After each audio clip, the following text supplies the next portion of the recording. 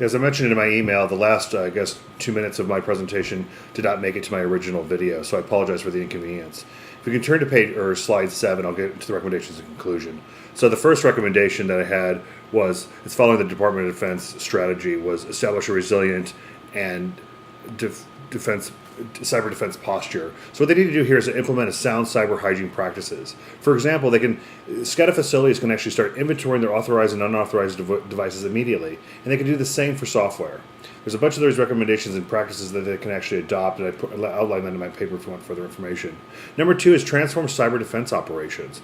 Primarily, they should adopt techniques that allow for speedy movement of cyber assets from a standard cooperation network to a more secure configuration. And they must develop techniques that develop a non-static security and defense.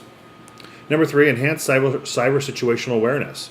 These organizations can immediately benefit from information sharing with those in the defense and intelligence communities, with private security firms, and with other organizations from the same industry. They'll get a lot of value from communicating with other organizations that have best practices that are similar to them. And then finally, ensures survivability against a highly sophisticated cyber attack. I mean, these organizations must incorporate redundancy and the ability to regenerate their cyber capabilities if they are to immediately survive the damage. The ability for a critical infrastructure provider and law enforcement to defend itself from the cyber attack is paramount to maintaining order and to prevent terror.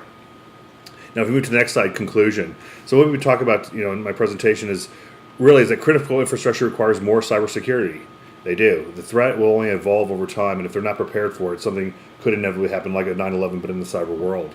Hacktivists are evolving into terrorist-like organizations. We're seeing that with Anonymous. They're taking it to the next level in terms of inciting or encouraging violence and coercing government agencies to pass legislation or to change the law.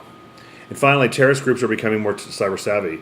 They just are. We're seeing this the ubiquitous nature of the new technologies and the internet. They're using it to recruit new people to join their organizations and to promote their information, to propagate it online in terms of their cause. That's going to do it, and this is the conclusion. I apologize for any inconvenience with the videos. If you have any questions, my email is pjstookey@gwu.edu. Thank you.